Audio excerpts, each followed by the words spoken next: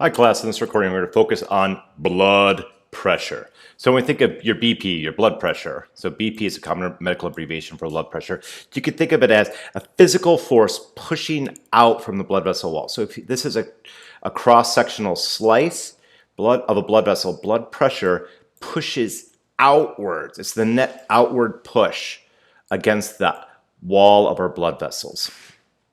Generally speaking, we always are going to measure blood pressure at a brachial artery and within our arm, and we always are going to measure it at the same spot on all people while they're in the same position, seated with their arm elevated up onto the table. And there's a very important reason for that. When you measure blood pressure at different parts of the body, or if the person is in different physical positions, you get very different measurements. So for the sake of standardizing our blood pressure charts, we always are going to measure on the brachial artery using the blood pressure cuff, aka the sphygmomanometer. And this is typically going to give us a really good approximation of the pressure of the blood within the left ventricle.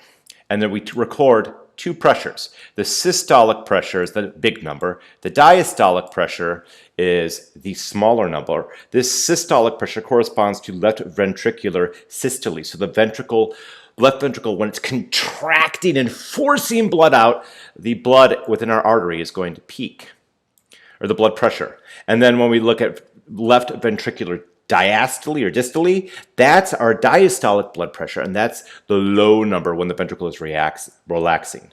The threshold typically for high blood pressure is 120 millimeters of mercury, for systolic over 75 millimeters of mercury. Above that, you can have pre-hypertension or hypertension. Most young adults are typically going to have a value somewhere around that. Now, if we have somebody with hypertension, their resting blood pressure is greater than 140 over 90 millimeters of mercury. And what does hypertension do for us? It weakens the arteries because the arteries are constantly being stretched out. It can cause aneurysms. An aneurysm is a bulging of an artery. You can think of, and when we look at this bulging of the artery, a very common spot for an aneurysm is the aortic arch or the ascending aorta, just as it's leaving our heart. So you can have the aorta, the ascending aorta right here in a healthy person, transition to the aortic arch. But if that individual has an aortic aneurysm, there's some kind of a weakness in the aorta, and maybe there's a big bulge coming out of the aorta. And where there's this big bulge occurring on the wall of the aorta, where it's been super stretched out, this aortic bulge or aortic aneurysm is kind of like a water balloon that's been overinflated. It's ready to pop and burst. So aneurysms are a big deal. You can think of an aneurysm as kind of like a dead man walking if you have that aneurysm and it goes untreated. People with aneurysms need to relax and chill out. For me personally, the best man at my wedding, Justin, he had an aortic aneurysm because he was missing one of the valves, one of the cusps of his aortic semilunar valve. And once they diagnosed that during a standard athletic physical when he was in middle school, he had to quit all sports. And I remember helping him. He used to help me stack hay bales in the haymow, and after he was diagnosed with his aortic aneurysm, he went from running around in the haymow with me to staying down in the hay wagon and putting the hay bales on the elevator. Thankfully, he's gotten treatment and no longer has that aneurysm. As we look at atherosclerosis is the buildup of lipids in the blood vessel. That can be a result of hypertension. We also have hypotension. Hypotension is chronic low blood pressure.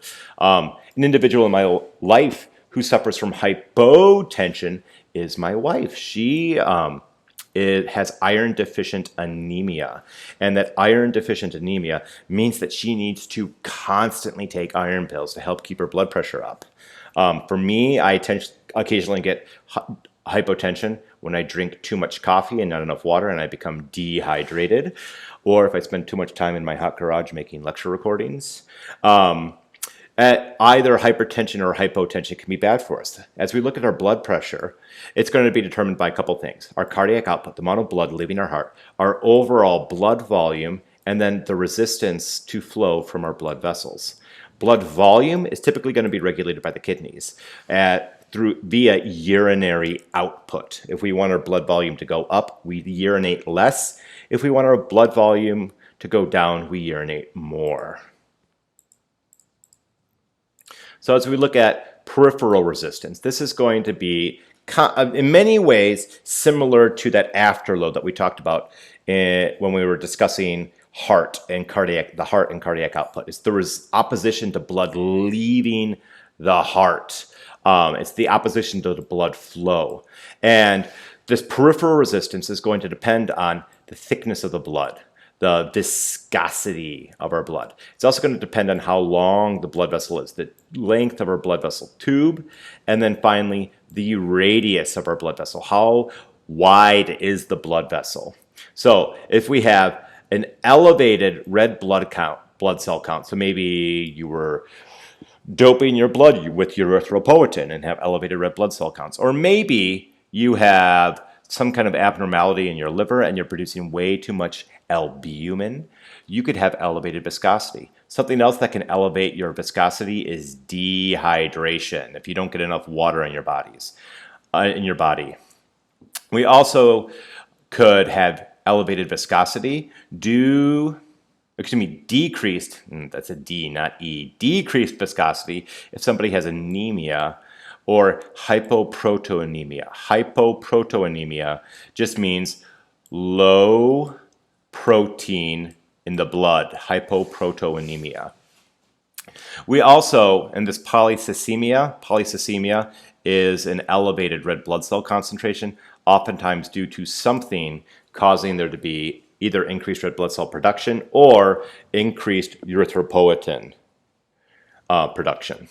As we look at the length of our blood vessels, the longer the tube, the more fluid friction it needs to encounter as the blood travels through the tube. And fluid friction is very real. If you've ever tried to drink your coffee with a coffee stir stick, those little tiny black straws, you know exactly what I'm talking about. There's lots of fluid resistance in those tiny straws because relative to their total volume, most of the liquid that goes to that straw has to rub against the side of the straw. Or maybe you did this when you were in middle school or elementary school. You took multiple sippy straws at a fast food restaurant and stuck them all together. So you made one straw that was 3 feet long, and then you tried to drink your pop or beverage out of that 3 foot long straw. It doesn't work well. The longer the blood vessel, or in this case, the sippy straw at McDonald's, the harder it is to pull liquid fluid through it. Now, as we look at blood pressure, I need to talk about this figure right over here. When we look at the conducting arteries, these conducting arteries are very close to the left ventricle and these elastic or conducting arteries are close to the left ventricle and are going to be exposed to the dramatic fluctuations in blood pressure, the systolic versus diastolic blood pressure. And then as we get to those arterioles, the farther away we get from the blood vessel, the farther away we get from the left ventricle, the less blood pressure will fluctuate. Once we get to the capillary beds, we have such a dramatic increase in volume, and we've gone through so much fluid friction to get there that those fluctuations in blood pressure go down until we get to the veins, and then finally until we get to the inferior vena cava, where blood pressure becomes almost nothing.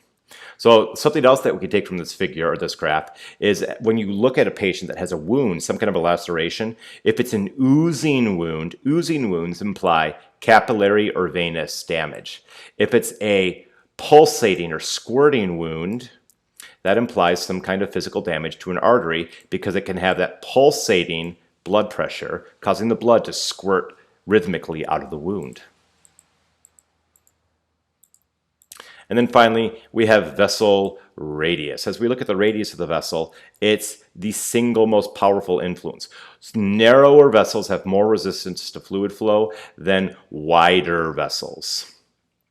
And we can change vessel radius pretty relatively, or rapidly, I should say. We don't really have a lot of control, rapid control over our blood viscosity or our the length of our blood vessels, but by constricting or relaxing the smooth muscle in the tunica media, we can change radius rapidly. Vasoconstriction is when the muscle constricts or contracts. Vasodilation is when the smooth muscle relaxes, expanding our blood vessels. Now, as we look at blood flow through our blood vessels, we find that the rate of blood flow is proportional to the fourth power of radius. And this is the correlates or proportional figure. Doesn't have the fudge factors included to make it an equal sign. So as radius increases, the rate of, and radius being that lowercase r, the rate of flow with a capital F increases to the fourth power. So if I take my radius here and I'll say flow equals lowercase r for radius. If I take radius and I double it, so now all of a sudden radius is twice as big, and I need to make radius to the fourth power. If I take radius and double it, so I put a 2 in front, what's 2 to the fourth power? 2 times 2 is 4, times 2 is 8, times 2 is 16. Doubling the radius of your blood vessel is going to increase the rate of blood flow 16-fold approximately. You may be wondering, why on earth did I include a picture of a young woman inner tubing down a river? I included this because if you've ever been inner tubing down a river, you've experienced this phenomenon of fluid friction. If you are way ahead of everybody else, the good practice is to take your inner tube and use your hands to kind of paddle your inner tube over to the side of the river where the water is flowing slowly. And if you're behind the group, you paddle your inner tube over to the middle of the river where the water tends to flow faster. And this is a good approximation of what these arrows are showing here. The blood near the edge of the blood vessel has more fluid friction and flows slower, like the water on the edge of a river. And then the blood in the middle of a blood vessel has less frictional resistance from the edge and can flow faster, just like the fluid in the middle, or excuse me, like the water in the middle of a river.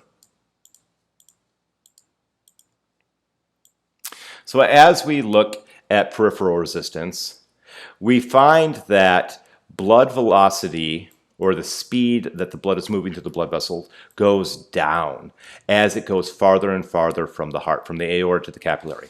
The biggest one is distance. The greater the distance from the left ventricle, the more fluid friction that fluid has received, and it has the corresponding speed reduction. Another key issue is smaller radii. As the blood vessels get smaller, there's going to be more fluid resistance on that fluid, causing it to slow down even more. And then here's another one we haven't talked about yet, though. The farther we are from the heart, the greater the cross-sectional area. And you maybe have experienced this when you're canoeing or kayaking or inner tubing down a river. When the river is really deep and wide, it has a very big cross-sectional area, rivers tend to slow down. And then when the river gets very narrow and shallow, it becomes a rapid. The rate of fluid flow, of water flow, increases within that river. So as we're looking at the total cross-sectional area, the aorta itself in a human has a cross-sectional diameter of, I'll approximate, we'll just say 3/4 of an inch.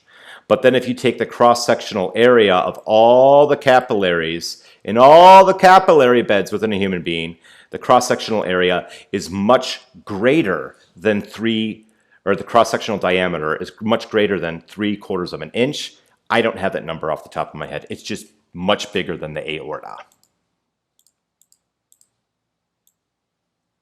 So as we look at how we regulate blood pressure, we can regulate blood pressure or vasomotion, the movement of blood, several ways. We have local control, neuronal control, and hormonal control to regulate blood pressure and flow. So let's talk about local control. We have autoregulation of the blood vessels at a local level. The tissues themselves within an organ regulate the amount of blood they need.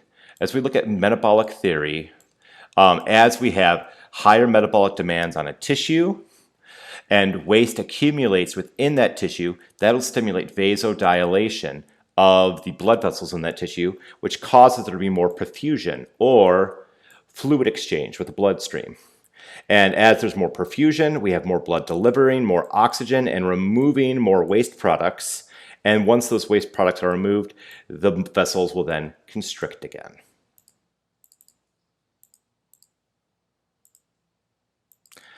Those chemicals that are released at that local level that cause vasodilation or vasoconstriction are referred to as vasoactive chemicals. They can be secreted by platelets, the endothelial cells of the blood vessels, or perivascular tissue, so the tissue right next to the blood vessels. Common examples include histamine, bradykinin, prostaglandins, which are, you may recall from our discussion of the endocrine system, fatty acid-based hormones. These are all able to stimulate vasodilation. Our endothelial cells can also secrete prostacyclin and nitric oxide, which are potent vasodilators.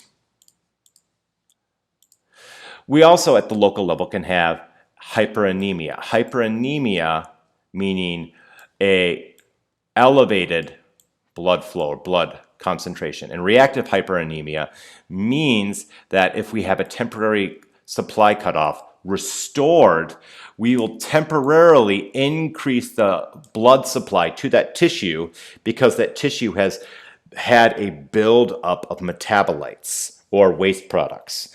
A good example of this would be in the winter, if you don't wear a hat, your ears get really cold.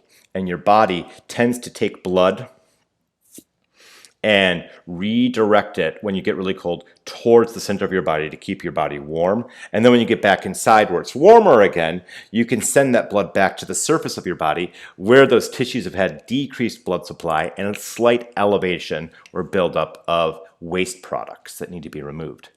We also could have angiogenesis. Genesis meaning creation of, the Latin word for to create. Angio referring to blood vessels. Angiogenesis is making new blood vessels, growing new blood vessels. We have angiogenesis occur all the time. When a woman goes through her monthly cycle, the uterine lining needs to regrow and form more blood vessels. If we have some kind of an obstruction in our coronary artery, you can regrow blood vessels around that obstruction. If we exercise a lot, we grow new blood vessels, or for tumor growth, and this is a key factor for tumor growth.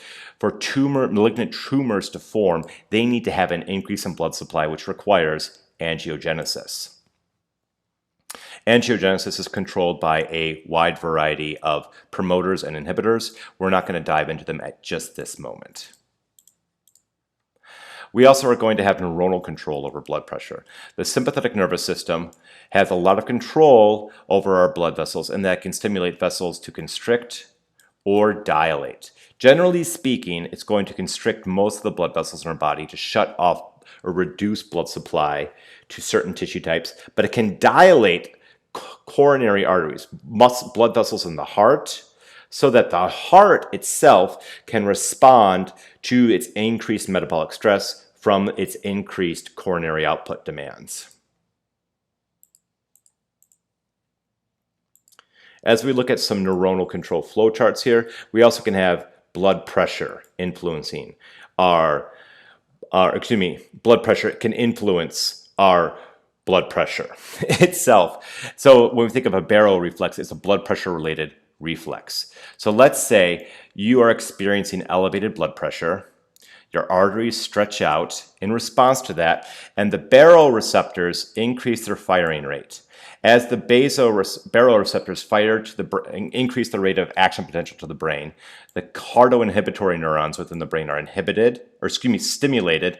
That causes the parasympathetic nervous system, or the vagus nerve, to be activated, and that reduces the heart rate and coronary output, which causes blood pressure to go down. So in response to increased blood pressure, we lower blood pressure by reducing heart rate. What else do we do? When the vasoreceptors have an increased rate of action potential or firing rate, the vasomotor center within the brain is inhibited. This is going to reduce sympathetic tone, and that will also reduce vasomotor tone, and cause blood vessels to dilate. So as the blood vessels dilate, their radius increases, they become wider, and they will correspondingly have a decrease in blood pressure. So to really just break it down, in response to high blood pressure, we pump less blood out of the heart and relax our blood vessels to lower blood pressure.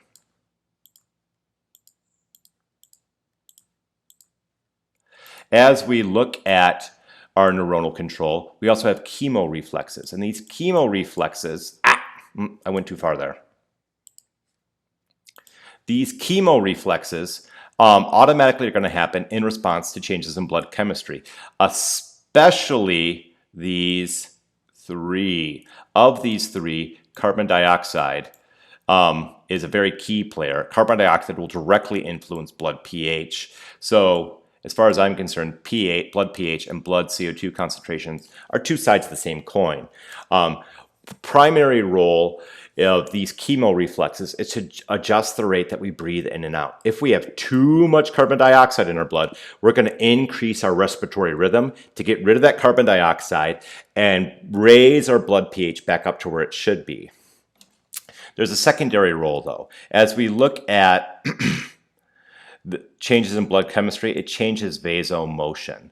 So if we have low blood oxygen, high blood carbon dioxide, or elevated acid levels, blood acidosis, we are going to stimulate the chemoreceptors of our brain to act through the vasomotor center in order to increase the rate of blood flow so that we can circulate more blood through the lungs. And yeah, I know, the screen got cut off here. We're going to increase the rate of blood flow or upregulate blood flow so that we can circulate the blood to the lungs quicker to reestablish homeostasis in a more rapidly for our blood chemistry.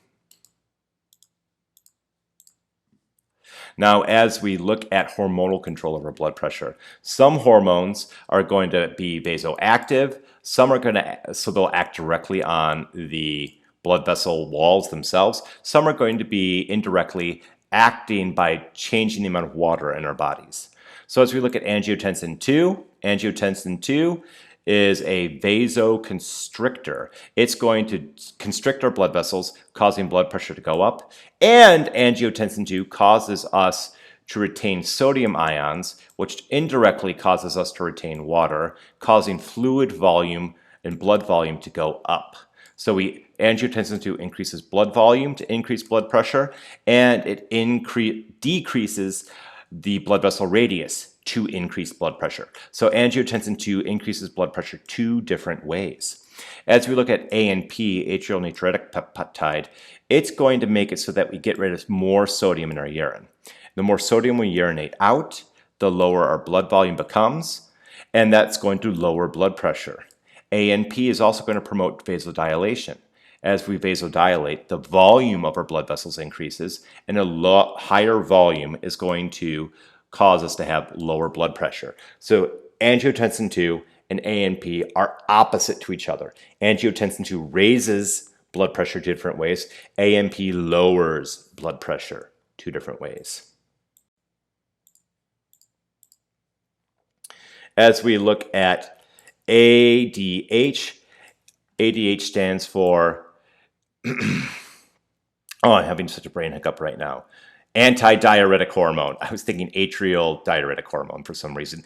ADH stands for antidiuretic hormone, also known as vasopressin. ADH is going to make us absorb more water directly in our kidneys. Absorbing more water is going to raise blood pressure.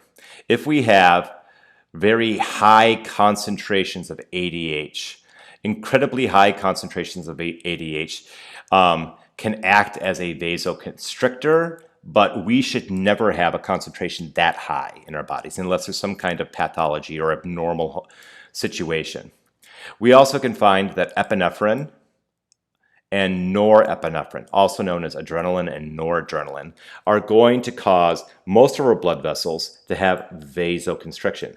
Most of our blood vessels have alpha androgenic receptors. And when an alpha androgenic receptor has epinephrine or norepinephrine bind to it, it causes constriction of the smooth muscle. However, within our heart, we have beta androgenic receptors. And when a beta androgenic receptor has epinephrine or norepinephrine exposed to it, that's going to cause vasodilation of those blood vessels within the heart.